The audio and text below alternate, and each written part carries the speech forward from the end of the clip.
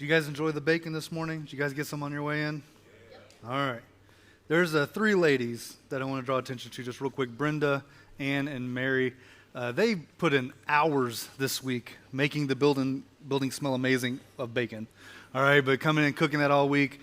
And if you know them, you give them a hug. Tell them thank you this morning when you see them. If you don't know them, you can just say thank you right now. That'd be cool for them if you want to give them a quick round of applause.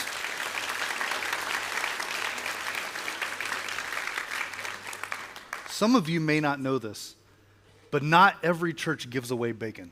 Like, it's a big deal, all right? All right, now, I don't think being a preacher is the hardest job that exists, all right? I think there's other things that are more complicated than being a preacher. I think there's other things that are more difficult in lots of different ways. But sometimes being a preacher is the most awkward job, all right? So it may not be the most difficult, but sometimes it's the most awkward, and especially on days kind of like this day, all right? Because I get to talk about marriage to a group of a couple hundred people, several hundred people. And my wife is going to be sitting in here in a moment.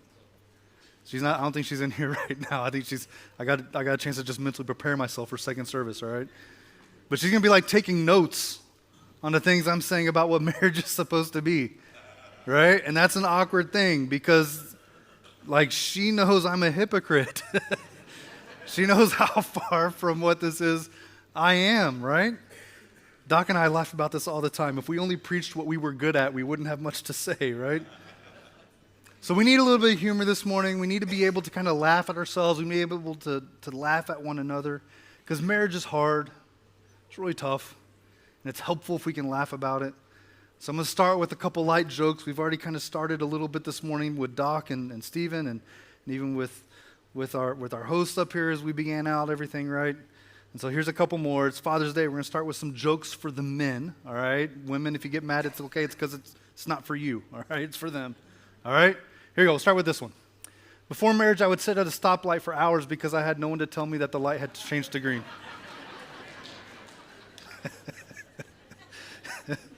That makes me think someone's experienced that before. Maybe a little bit. It's a comedian named Tim Hawkins. He talks about this. He refers to his wife as his little helper in the car. Which is fun, all right? Here's another one. My wife asked if she had any annoying habits and then got all offended during the PowerPoint presentation. Which, that makes me laugh a lot, just because I could see myself doing something that stupid, right? Okay, it's not just about that, though. We're going to be fair. There's a couple ones for ladies as well. I actually got this one this week from our friend Marty. He offered me this one. He said, no one told me that when you get a husband, the ears are sold separately. Which is fine. This is my favorite one, all right? Of all of them, this is my favorite one. I just bought my husband a Get Better Soon card. He's not sick. I just think he could be better.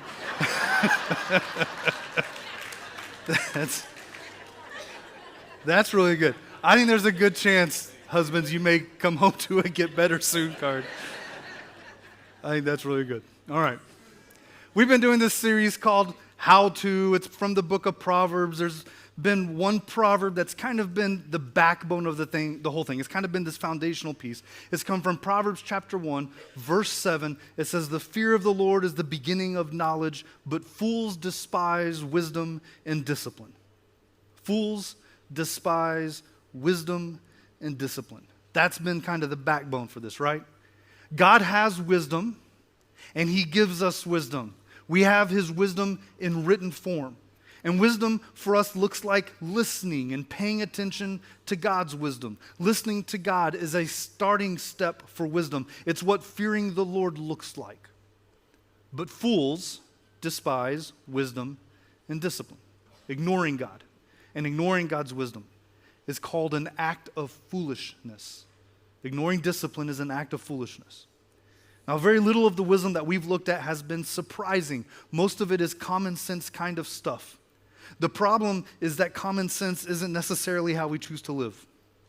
Most of what we've seen has been convicting, but the issue isn't that we didn't know these things to be true. Last week, the issue has been is that we don't do the work necessary to get the result. And so last week, Doc talked about work, and it wasn't a fun message.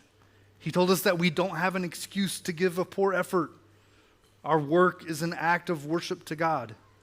And everything else we've talked about in Proverbs takes work. Wisdom says that you should pay attention. Fools despise discipline. So we talked about raising godly children, which is hard work and it requires discipline. Wisdom says listen to God. Fools despise discipline. And we've talked about money, which requires hard work and discipline to be able to handle it well. And it wasn't groundbreaking information. Wisdom says listen to God. Fools despise discipline. And we talked about our hurts, and we've talked about our friends, and all of these things take work and discipline. Wisdom says you listen to God. Fools despise discipline. And today we're going to talk about marriage.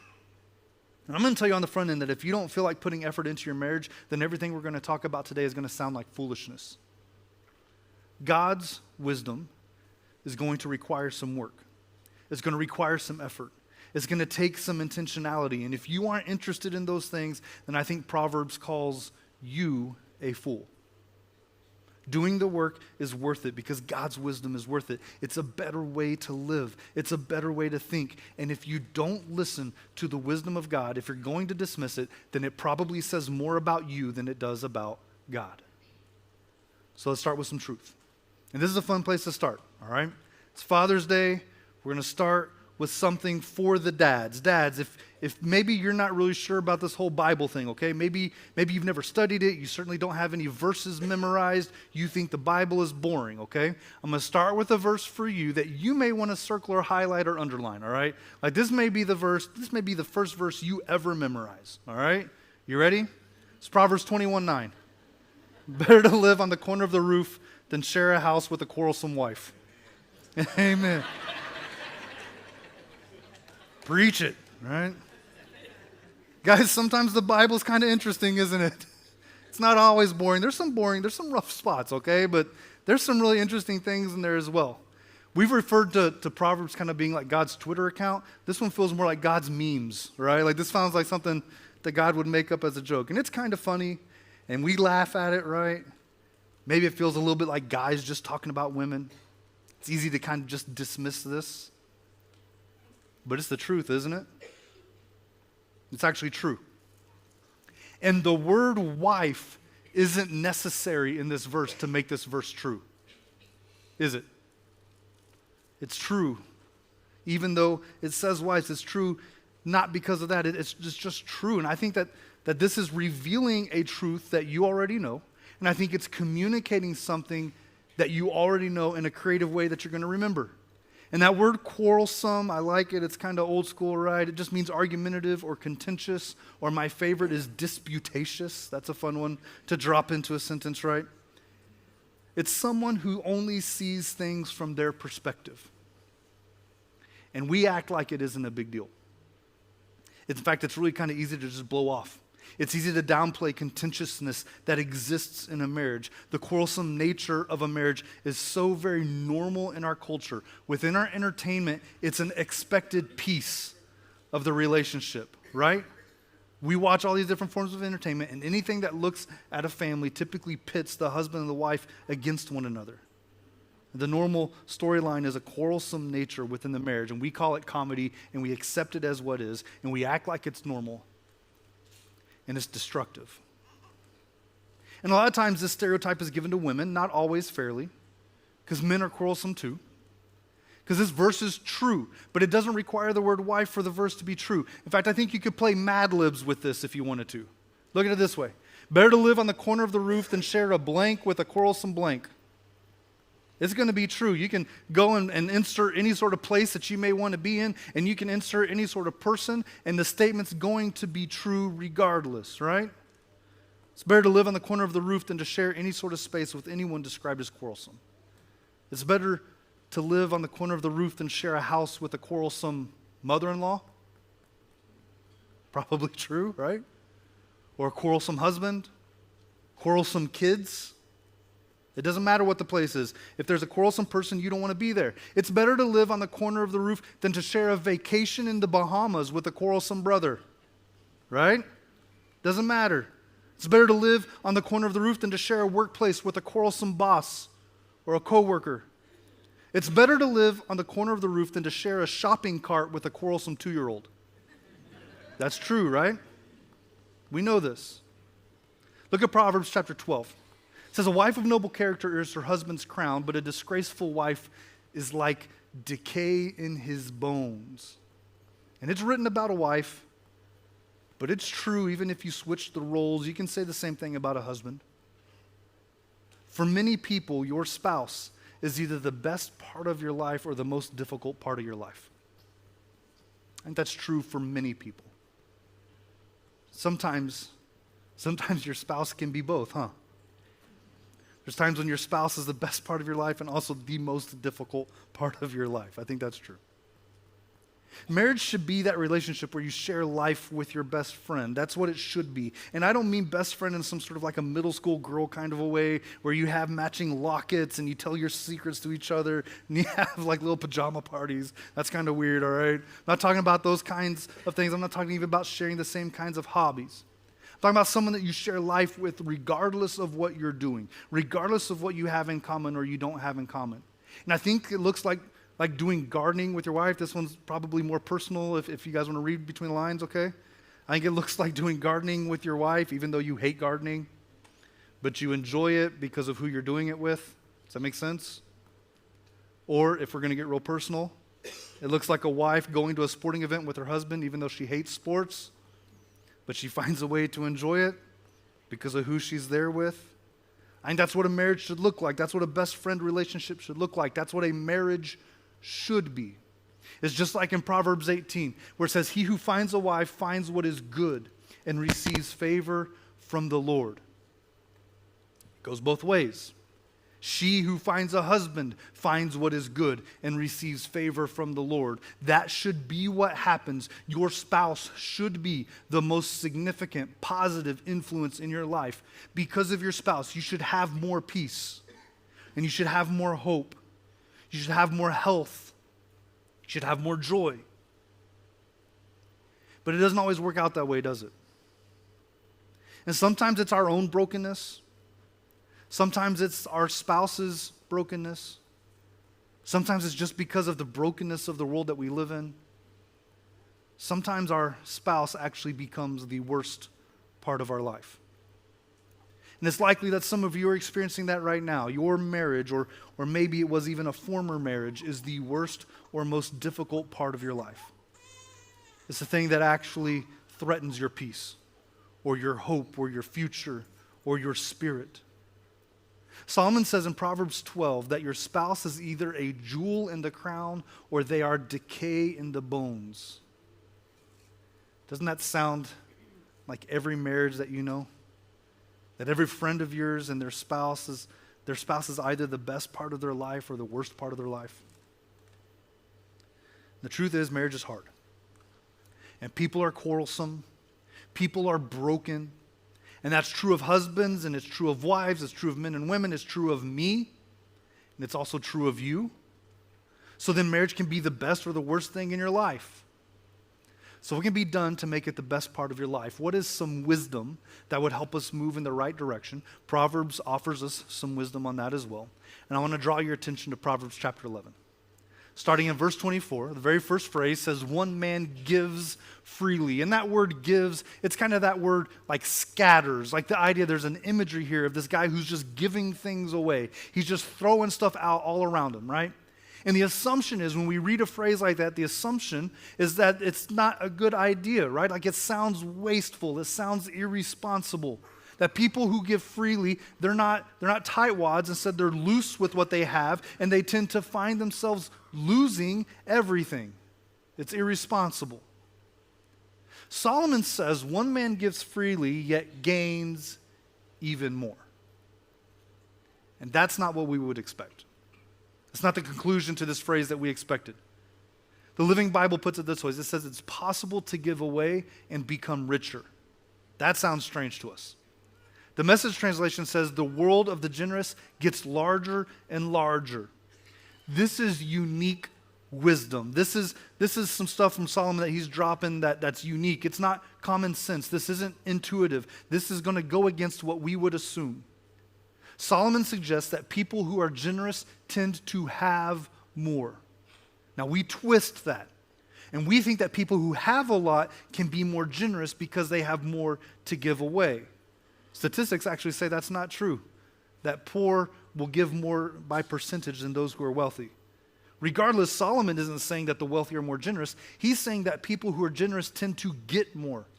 And sometimes that does look like money. Maybe you've seen those stories of people who've given and they've blessed so very much that it seems like God just continues to keep pouring into them and blessing them more and more, almost like God trusts them. And if he gives them more, then they're going to be able to bless more. And I think there's a biblical principle there for that to happen.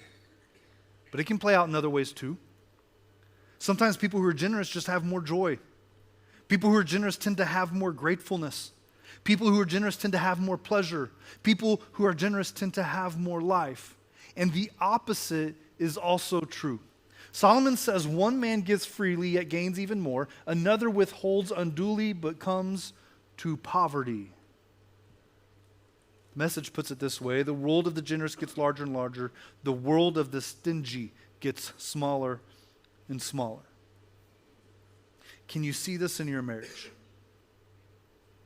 Have you ever withheld something from your spouse until you got what you wanted? It's a natural inclination. It's a natural temptation to us that if I'm not getting what I want, then I'm going to refuse to give someone else what they want, right? Have you ever stopped talking in your marriage because you're waiting for your spouse to be able to give you what you deserve or what you need, and so I'm going to withhold and I'm going to keep something from them that they need so that I can get what I want? Maybe you stopped cooking for your spouse, or maybe it looks like you stopped buying gifts for your spouse. You've decided that I'm not going to bless you with anything else anymore because you've continued to ignore me. And so I'm not going to bless you in a way that's meaningful to you. Have you ever felt that? We withhold from our spouse until we get what we think we deserve. Here's a truth from Proverbs. Generosity in marriage tends to lead to more, and stinginess tends to lead to less. Solomon's words are poverty. He calls it poverty. Go back to those truths that we started with. Quarrelsome wives and noble wives. Remember that? It isn't true that being argumentative tends to lead to arguments and conflicts? Isn't that true? And isn't it true that a joyful life tends to make other people around you joyful? Solomon says one man gives freely, yet gains even more. Another withholds unduly, but comes to poverty. A generous man will prosper. He who refreshes others will himself be refreshed. The Message translation finishes this last line. It says, those who help others are helped. And I like that. I bet there's a part of you that pushes back against this. I bet there's some of us in the room right now that are in a marriage where you feel like if you start being generous with your spouse, it means you're going to get put on the back burner even more. You're scared to be generous with your spouse because it's going to seem like everything's fine and there's nothing wrong, and then they're just going to go on continuing in ways that are destructive or hurtful or to your relationship, right? And I'll bet that some of us push back against this idea because you're thinking, I'm not the one with the problems. They're the ones with the problems. They need to fix it. And you think that you're trying to draw their attention to the fact that there's some changes that need to be made. There's some things that need to be addressed. And if you start being too nice, if you start being too generous, then it's going to kind of mess everything up. Maybe you push back against this wisdom a little bit. I've been there. But I bet that deep down you know that Proverbs is true. And you may not like it. And it may not feel self-serving to you. It may not feel like you're going to get what you want. But I bet deep down you know that it's true, that when you bless others, you get blessed. And maybe it's something as small as just a little satisfaction, knowing that you did something good. Sometimes that's the blessing that you get. You do something for someone and it makes you feel good. That's the blessing. Sometimes it's much bigger. Sometimes you get blessed by people because you keep blessing them. Over time, you've consistently cared and treated someone well, and you've been generous to people so much so that it eventually has trailed back into your life. That's what a marriage should look like. And I know that it's not always what marriage is, but that's what marriage should look like, right? People who need help, helping others, and then they themselves get help. That's what it should look like. And this isn't some sort of like a trick or a strategy to get what you want out of your spouse. We're actually just talking about the character of Jesus. There's another verse in Ephesians chapter 5, verse 21. Paul writes this. He says, submit to one another out of reverence for Christ. That's an interesting verse by itself. It's especially interesting when you know that the very next section of Scripture in Ephesians is all about husbands and wives. And it's all about a husband's responsibility to a wife and a wife's responsibility to the husband. Andy Stanley, preacher out in Atlanta, Georgia, he teaches on this passage, and he calls this a race to the back of the line. And I love that imagery. That it's a competition of submission. Not a competition to submit the other person. That's not what we're talking about. These aren't like wrestling terms trying to figure out how you can make the other person submit to you. That's not what this is. It's a race to be in the back, to be able to serve the other person, to get them what they need first. Can you imagine a marriage like that? Can you imagine a marriage where two people are competing over who can submit to the other person first? And not submit the other person, not conquer or control or rule over the other person, but to submit to the other person. Does that sound like the kind of marriage that you would want to be a part of? Imagine a marriage where the husband is doing his best to refresh his wife.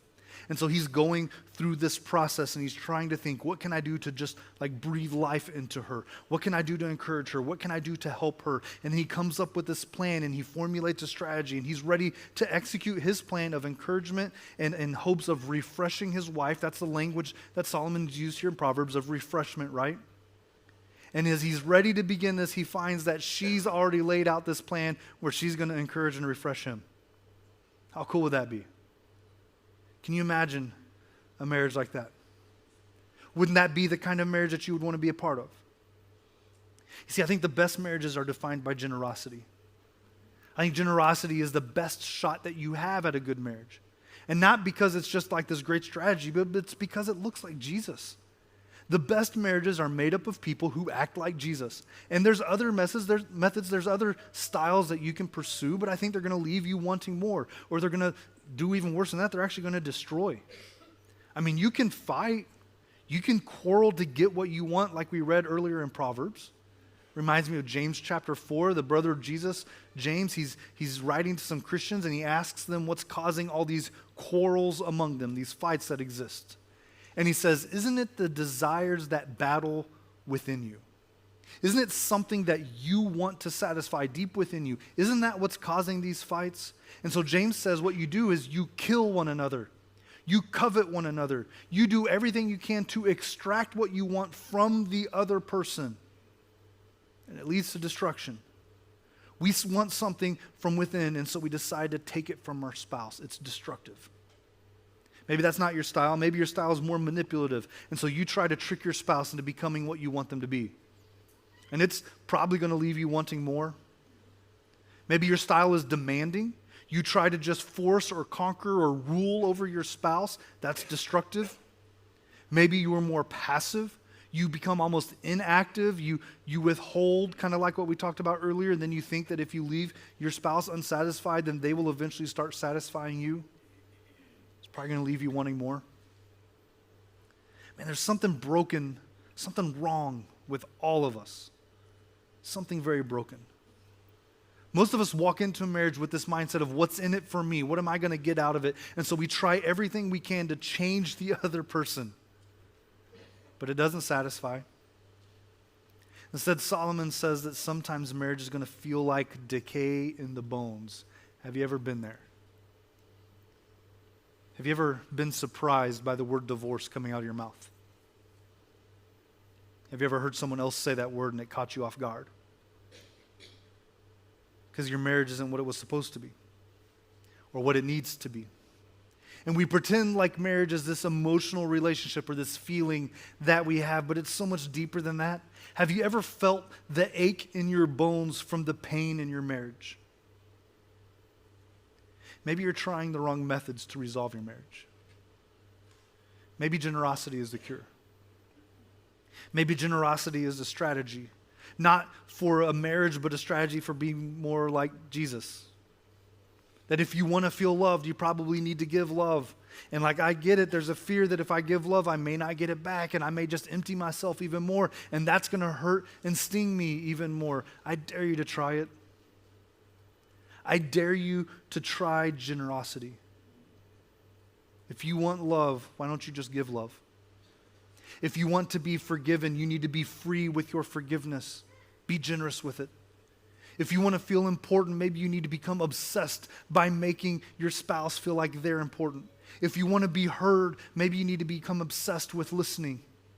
I mean, this is Jesus' golden rule that's being lived and played out in very practical ways, that you would do for others what you wish others would be doing for you. It's generosity. It looks a lot like Jesus, and it looks a lot like unconditional love. Solomon says you can count on it blessing your marriage. Those who are generous get back even more. One man gives freely, yet gains even more. When marriage is at its best, I think both people are participating in generosity. And the unfortunate thing is that doesn't always happen. For some of us in the room, this isn't happening for a couple reasons. One of the reasons is that maybe you aren't married. And you've kind of sat here patiently wondering if you can just go get some more bacon, right? Thinking it's not for you. You've listened to all this conversation about marriage. You're wondering what it has to do with you. If it weren't for the bacon, you'd feel like this was a waste of a Sunday to come to church, right? There's a secret about all this. This isn't actually about marriage. This is about life. This is about healthy relationships. And if you practice generosity in any type of a relationship, you're going to see improvement. Whether that's a spouse, whether that's a friend, whether that's parents or your kids or your coworkers or you. You see, generosity is a way of improving the relationships around you because you're improving you. And maybe that's not your problem. Maybe your problem is that there aren't two people in your marriage who want to do what's best. Some of you are wishing that your husband were here listening to this. Or you're wishing that your wife would be open-minded while listening to this. This sermon isn't for them, it's for you. You need to be generous. And your spouse may not ever respond with generosity, but that's not your responsibility. Solomon says, wisdom says, your generosity is going to return to you one way or another. You see, we act like generosity is some sort of a cheat code sometimes, because it kind of is. Like, it tends to soften the hearts of the people around you, but it doesn't happen every single time. It's not absolute. It's not a fail-safe. It's not really a cheat code. Generosity isn't a technique to get what you want. It isn't some fast track to get the people around you to become who you want them to be. It's not a technique. It's a character trait. Generosity isn't going to solve all of your relationship issues, but it is a behavior that makes you more holy, and that's the secret to this message. This sermon isn't actually about marriage. And you could be wondering how you can have a better marriage or how you can save your marriage, but that's not what this is actually about. It's actually about you. Are you who you need to be? Are you who God has called you to be? Are you transforming more and more into the likeness of our Lord and Savior Jesus Christ? He's generous. Our God is generous. Are you generous? See, marriage is just simply one of those ways to practice. It's the laboratory where we grow, where we develop our holiness. It's the gymnasium of the soul. But don't shortchange the value of this. It isn't amazing that when we're more like Jesus, we tend to have better marriages. And that's the hope here. I want to invite you to respond to this in one of a few ways. Maybe your marriage just needs prayer. And that looks like a conversation. We've got an elder in a prayer room who'd love to pray with you. I'd love to have that conversation with you up front and pray with you as well. Maybe that's an email later this week to try to get some work on your marriage. That may be a very real application of what it is that we've talked about this morning. Maybe today you're recognizing how much you aren't like Jesus. And you feel a little convicted that it's time for you to start doing things the right way. Your spouse would appreciate it. That's true. And so maybe the conversation you need to have today is about beginning this relationship with Jesus and starting an effort to become more like him, to live as he is in this world. I'd love to have that conversation with you as well. Again, we've got an elder in prayer room. Doc will be out serving bacon afterwards, but he would rather talk to you about Jesus than serve you bacon. That's actually true. All right? So whatever it may be, whatever you may be feeling within the Spirit of how it may be leading you, take this opportunity to respond. Why don't you go ahead and stand? Let's sing.